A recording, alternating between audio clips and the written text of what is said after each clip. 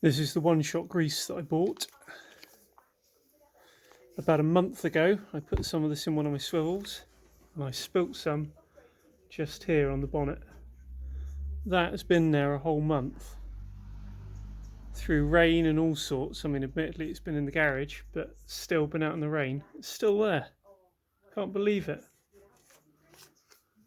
Yeah, it can't be too bad. This is how much oil came back out of my diff. Got to be in the region of 300 mils, if that's 500 mils of yogurt approximately. I won't be putting that on my breakfast.